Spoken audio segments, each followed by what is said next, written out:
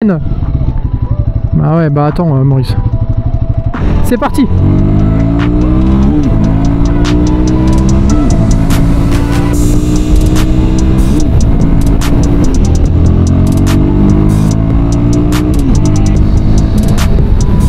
Et salut les potos, c'est Julien.com, j'espère que vous allez bien. Alors on se retrouve aujourd'hui pour une nouvelle vidéo moto où on va présenter la toute nouvelle Royal Enfield Guerilla 450. Alors pour le coup, c'est vraiment pertinent que je propose cet essai sur ma chaîne puisque j'ai sa grande sœur, la Royal Enfield Himalayan 450, qui est finalement basée sur le même modèle que celle-ci, même moteur, même châssis. Il y a toutefois quelques différences et on va expliquer tout ça. C'est parti.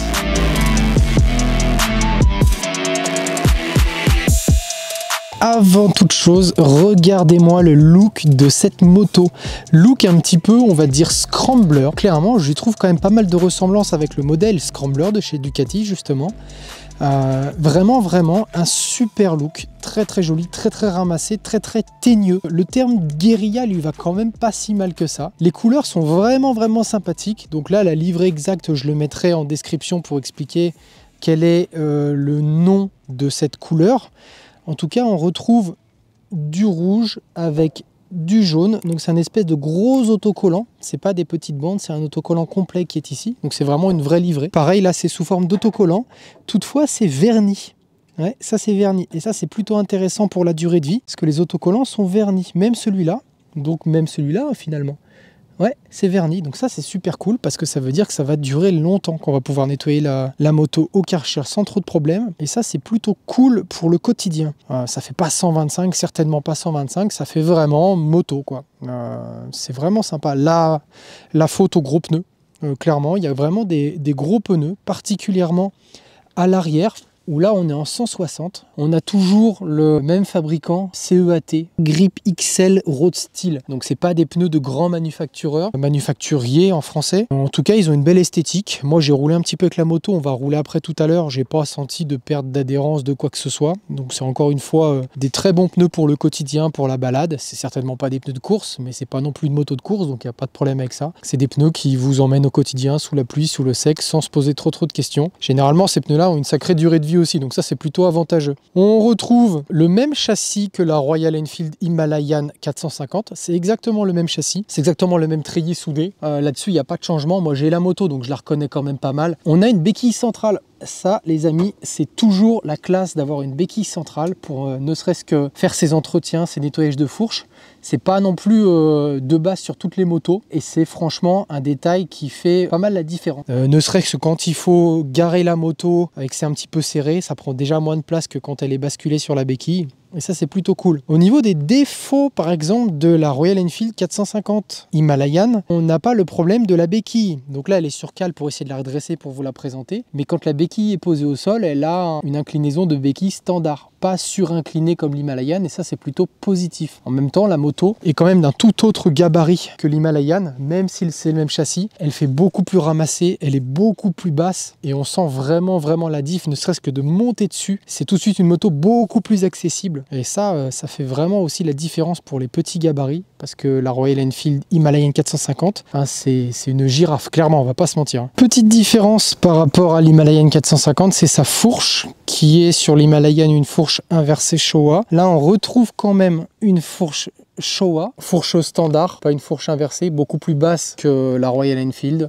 Au niveau des soufflets, à mon avis, ça reste pas comme ça, hein. C'est juste que là, vu qu'on s'est un peu précipité pour sortir la moto de la concession, il manque un collier qui vient se mettre plutôt comme ça. Voilà, donc je pense que ça, l'esthétisme, ils font vraiment attention chez Royal Enfield, donc je pense pas qu'ils laisseraient passer quelque chose comme ça en sortie de concession. Avec le même freinage aussi, au vu de la puissance, ça suffit largement, naturellement au capteur ABS. Donc un freinage ABS et disque avant-arrière. On retrouve le magnifique moteur 452 cm3 monocylindre de Royal Enfield, donc le tout nouveau Sherpa, qui est dans l'Himalayan et qui est maintenant dans la Guerilla, qui est toujours aussi beau. Super look, noir satiné, sablé. Sur le carter marqué, gravé Royal Enfield, il est vraiment très esthétique. Et même globalement, l'esthétique est très soignée de cette moto.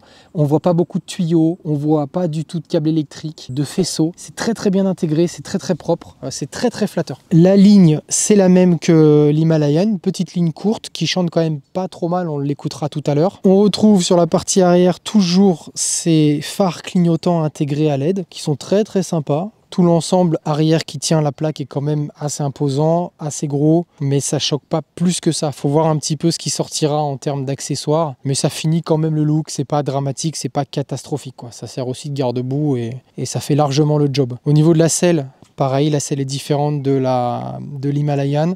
Je vous donnerai mon ressenti quand on roulera tout à l'heure. En premiers aspects, premiers kilomètres, ça a l'air quand même beaucoup plus souple au niveau assise. Et ça fait quand même du bien. Au niveau compteur, donc pas facile le compteur parce qu'il tourne sur une fréquence qui fait mal à la caméra.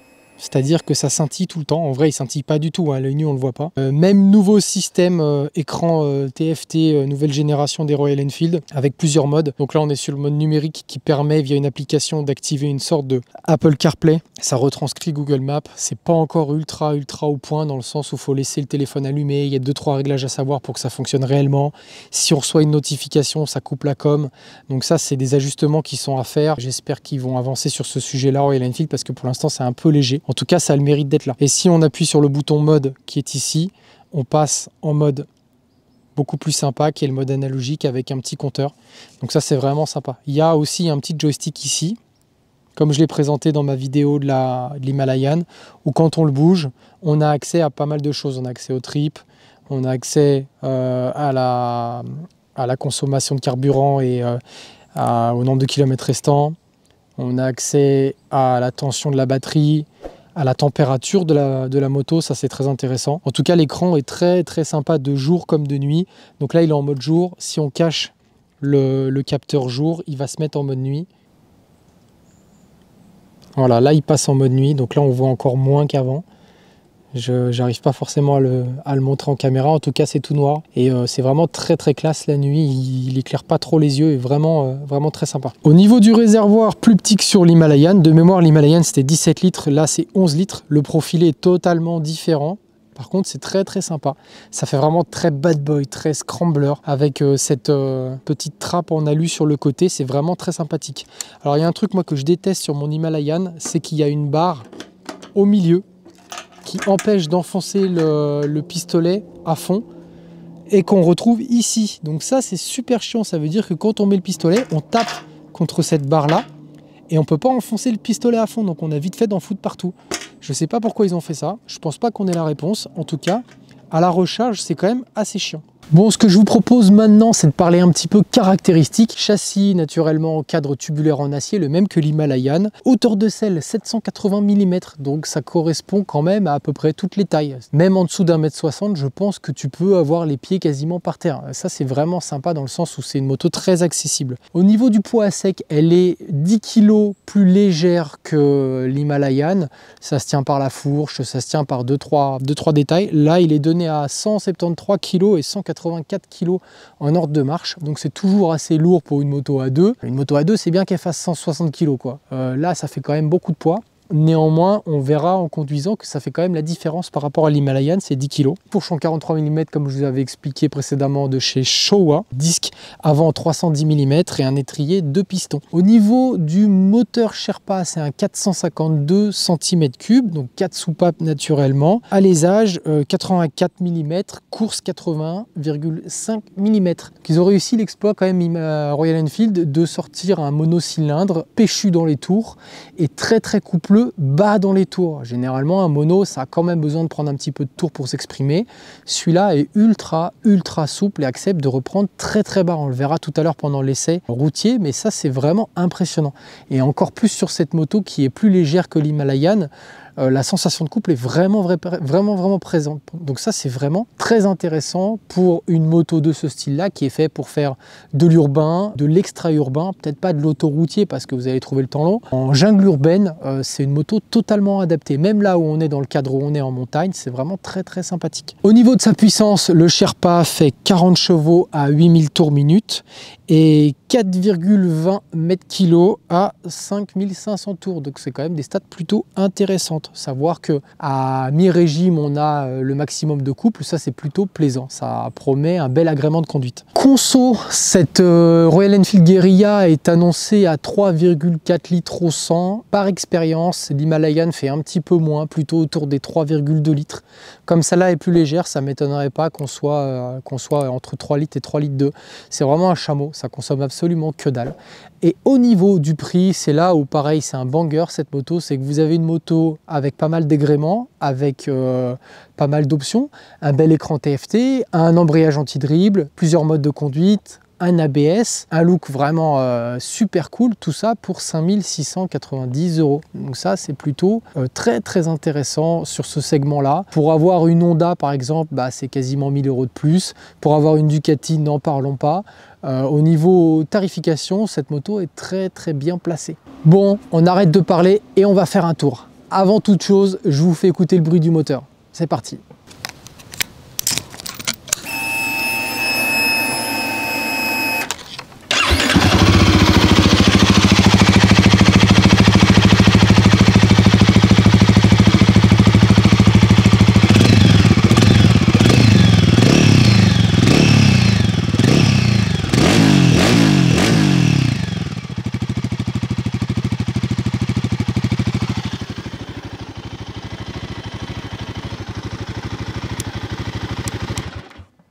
Alors, démarrage.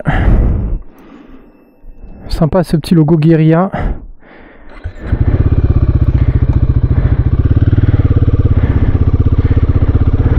Comme je disais, moteur très souple. Ça c'est vraiment agréable. Alors au niveau de la position de conduite, on est super droit. L'assise est plutôt sympathique. Dans le sens où on est tout de suite, moi je fais 1,72 m, on est tout de suite bien calé au fond de la selle, donc dans le creux, on n'est pas trop devant, pas trop derrière. Par contre, je suis en train de me dire quand même que plus d'1,80 m, ça va quand même être un peu galère parce que moi avec 1,72 m, 1,72 m, j'ai déjà les jambes pas mal recroquevillées en arrière, un peu comme si je penchais un peu vers l'avant et je suis déjà au bout de la selle. Donc je me dis 1,80 m, c'est limite si on passe pas sur la partie passager quoi. Donc à vraiment valider pour les grands gabarits, mais à mon avis ça sera pas la moto idéale pour les grands voire très grands gabarits. Là où l'Himalayan est plus facilement accessible pour les grands gabarits car elle est plus haute, le guidon est un peu plus large. Donc au niveau de la position, pour moi c'est tout pile. On est vraiment très assis sur les fesses, donc dès qu'on prend une bosse, ça remonte tout de suite dans les fesses. Il n'y a pas du tout d'inclinaison. Par contre, on est totalement flex sur les bras et ça c'est plutôt agréable. Au niveau du guidon, petit bémol, parce que le guidon il est très incliné comme ça et comme ça. Et dans le coup, mon poignet, il n'est pas comme ça, il est comme ça. Donc je sais pas si on arrive bien à comprendre, mais j'ai l'impression d'avoir les poignets rentrés vers l'intérieur. Donc tout à l'heure j'ai roulé un petit peu avec et ça commençait à me faire mal au poignet gauche, là où j'ai jamais eu mal au poignet gauche. Donc c'est qu'il y a bien un petit problème quand même de guidon. Alors, le guidon, j'ai l'impression qu'il me serre les coudes vers l'intérieur. Je sais pas s'il faudrait pas l'incliner un peu plus vers l'avant, qu'ils sont un peu plus baissés, ou au contraire, non je pense qu'il faut le baisser un tout petit peu. Mais sinon c'est pas mal. C'est très plaisant, ça fait très custom le fait que le compteur soit un peu décalé sur le côté. C'est vraiment un rappel d'ailleurs au réservoir. Et on a vraiment l'impression de rouler sur une moto un peu custom, un peu modifiée. Ça c'est plaisant. Là d'ailleurs pendant que je vous parle, je suis en 4ème à 39 km/h à 2500 tours minute. Et la moto bronche pas du tout, hein. Donc ça c'est vraiment plaisant. Par contre, des basses vitesses, on ressent quand même qu'il n'y a pas du tout de bulle de protection. C'est vraiment un roadster pur. Et ça, passer 100 km/h, ça peut quand même être problématique en termes de vent. Au niveau de la suspension, je trouve ça extrêmement ferme. Peut-être un peu trop ferme au vu de l'usage de cette moto, qui est un usage urbain, périurbain. C'est plutôt une moto de balade qu'une moto pour aller arsouiller. Et je la trouve quand même super ferme. C'est à dire que quand ça tape, ça te secoue les bras, ça te secoue les fesses. Donc vraiment l'amortissement est très très ferme, bien plus ferme que sur mon Himalayan. Donc à voir si on peut pas assouplir un peu la suspension arrière pour pas que ça te tape sur le cul à chaque fois qu'il y a une bosse. Mais dans ces conditions là, même ne serait-ce que arsouiller dans les montagnes, c'est compliqué parce que souvent dans les montagnes les routes sont défoncées et là ouais ça tape et ça te balade de droite à gauche très rapidement. Sinon au niveau de la souplesse moteur, ultra souple, comme c'est 10 kg plus léger que l'Himalayan, on a même l'impression qu'il est encore plus souple que mon Himalayan. Il suffit juste de mettre un tout petit coup de gaz pour que ça reparte sans aucun à-coup, aucune vibration particulière, même à bas régime. Ça claque un peu en dessous de 2000 tours, mais faut pas déconner, c'est un mono quand même, hein. Sinon très agréable. Pareil au niveau du handling, au niveau de la manœuvrabilité, bon bah c'est vraiment une moto toute légère. Enfin en tout cas toute compacte, pas forcément légère mais compacte, et tu le ressens tout de suite, hein. Tu l'emmènes bien où tu veux, tu fais ce que tu veux avec, c'est vraiment très léger, donc ça c'est plutôt plaisant, c'est plutôt agréable. Pour la maniabilité c'est vraiment un gros plus. Au niveau de la sonorité, je reconnais l'Himalayan, bien que j'ai l'impression que le son soit un petit peu plus métallique que la mienne. Alors peut-être que c'est au niveau réverbération, des carénages, du gros réservoir qui fait qu'on entend un peu plus le moteur. Mais j'ai l'impression sur celle-là d'entendre un petit peu plus le moteur que sur la mienne. Et c'est pas désagréable, c'est franchement cool. D'un point de vue freinage, il y en a largement assez pour tous les jours. Comme je répète, c'est pas une moto de course, c'est une moto pour tous les jours. Mais là typiquement je freine, bon bah ça freine quoi, ça freine bien. Il n'y a pas de drame particulier. Au niveau relance, ça relance bien. Ça relance même, on le sent, un chouille mieux que l'Himalayan. Encore une fois par les 10 kg. En fait j'ai l'impression que ça reprend un peu plus bas. Et ça c'est plutôt agréable. La boîte de vitesse, toujours pareil. C'est la boîte qui équipe les moteurs Sherpa. Extrêmement souple. C'est pas la boîte la plus précise du monde. On n'a pas une énorme sensation quand on passe les rapports. Néanmoins, elle est super agréable à manipuler. C'est pas une boîte de bonhomme de sportive. C'est une bonne boîte pour tous les jours. Elle fait le café. Là, je suis en train de descendre cette pente là. Ça commence à me faire mal au poignet. Donc ça me fait pas mal au poignet droit. Par contre au poignet gauche, sensation que j'ai jamais eu sur une moto, ça commence à me faire mal. Et ça me fait mal sur l'extérieur du poignet. Donc ça c'est vraiment à surveiller. Je vous conseille de faire quand même un essai plutôt long de cette moto. Pas que vous ressentiez une gêne. Bah ouais, bah attends Maurice. Merci. Pas que vous ressentiez une gêne au quotidien. Parce que moi j'ai déjà un peu des douleurs là. Et je trouve ça vraiment, vraiment limite. Voilà, j'ai fait exprès de repartir tout doucement. Et elle est vraiment super souple. Là, je suis à 3000 tours, un peu moins de 3000 tours. Et franchement, c'est super agréable. C'est vraiment une moto de balade. Là, on arrive à 30. Un petit 3. On est en 3ème, quoi. Je sais que sur une CB500, typiquement, qui est un bicylindre, 3ème à 30, elle aime pas. Elle broute, les à-coups sont très violents et on le ressent dès qu'on met un tout petit peu de gaz, genre 5%. Là, je suis à 2500 tours, je mets un tout petit peu de gaz, elle fait pas comme ça là. Ce qu'a tendance à faire un bicylindre, à donner des à-coups comme ça. Là, elle donne pas du tout d'à-coups, même quand on accélère tout doucement avec la commande. Là, je suis là, je mets un tout petit peu de gaz, elle repart. Et elle donne pas d'à-coups. Et ça c'est vraiment agréable et c'est vraiment rassurant pour les jeunes permis. Parce que cette moto est quand même une moto à destination jeunes permis. On a vraiment une bonne mise en confiance avec. Et ça c'est plutôt sympa. On va s'insérer sur la nationale pour pouvoir accélérer. On est en 2ème. C'est parti.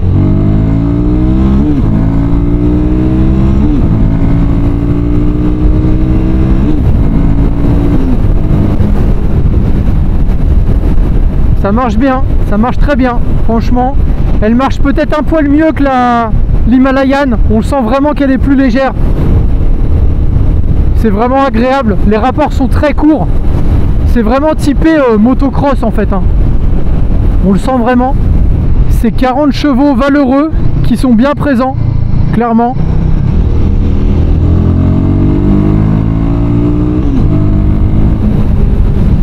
Ouais, très sympa. Très sympa.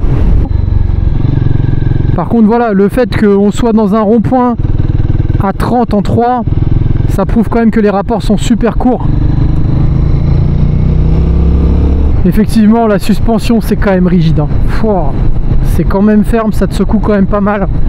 Je pense qu'il n'y a rien de rédhibitoire. Je pense qu'il faut régler aussi la suspension arrière, ce qu'on n'a pas du tout fait là. À rouler en ville, à basse vitesse, je me rends compte aussi des différences avec l'Himalayan. L'Himalayan est plus lourde, plus statutaire, beaucoup plus équilibré au centre tout simplement de la moto, donc sur la selle, comme si l'équilibre, la répartition du poids avant-arrière, elle était plus au niveau de ton corps.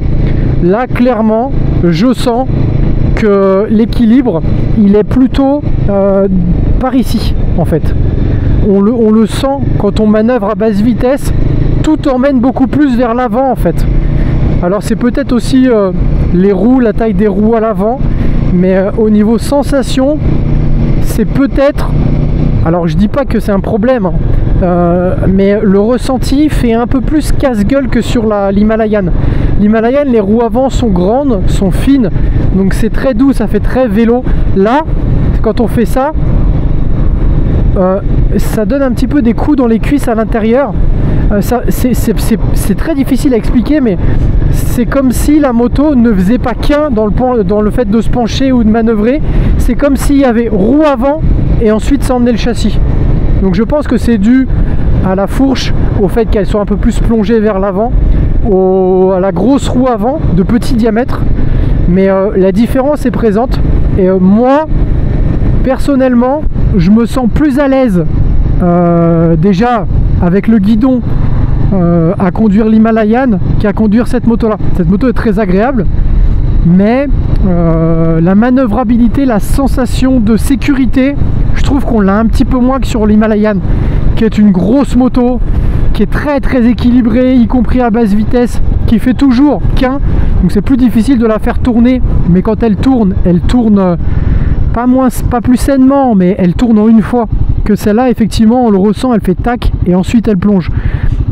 Donc c'est un peu mon ressenti de newbie. On a toujours ce problème aussi de boîte de vitesse, c'est-à-dire que quand tu fais 2 points morts, sur la majorité des motos ça fonctionne, elle, t'arrives jamais à retrouver la première, donc c'est super compliqué.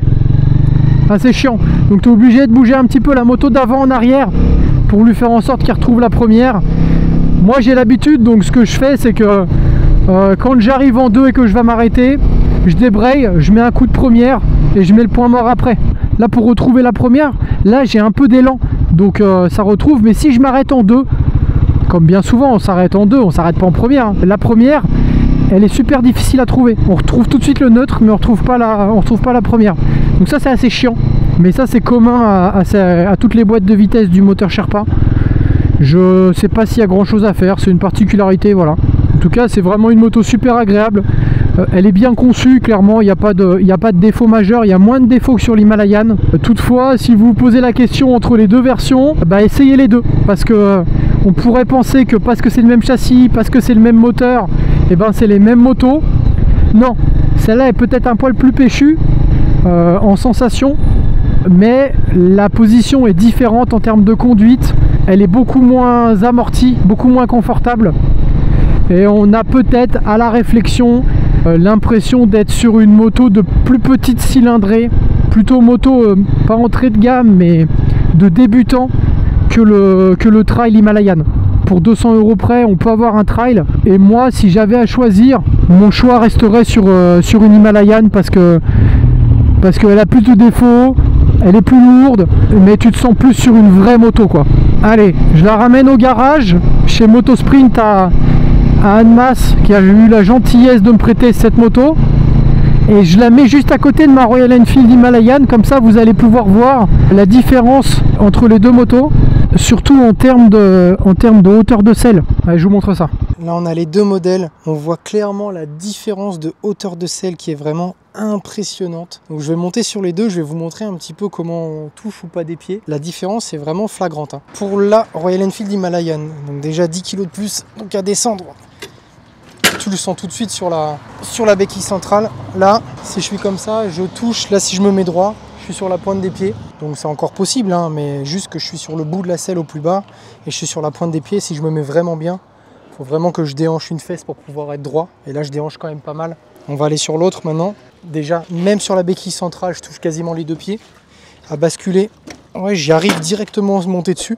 Parce qu'on n'arrive pas du tout sur l'Himalayan. Et là, par contre, ouais, clairement, j'ai les deux pieds. J'ai les deux pieds à plat. Donc ça, c'est vraiment agréable. Elle est beaucoup plus basse. Et ça, pour les petits gabarits, c'est vraiment cool parce que celle-là est vraiment haute. Donc voilà les amis, j'espère que cette petite vidéo essai de la nouvelle Guerilla 450 vous aura plu. On remercie la concession Motosprint, Autosprint Annemasse qui fait concession Honda, concession Royal Enfield de nous avoir prêté cette moto. Moi, mon avis est quand même clairement positif. J'adore ce que fait Royal Enfield. C'est vraiment une marque innovante qui sort du neuf, qui sort des choses rafraîchissantes à un prix vraiment contenu. Donc pour ça, moi j'encourage vraiment à soutenir la marque, ça change vraiment des marques ultra leaders. Et clairement pour ce prix-là, à partir de 5 690 €, on en a vraiment pour son argent, c'est clairement une bonne bécane. Les amis, je vous dis à la prochaine, ciao.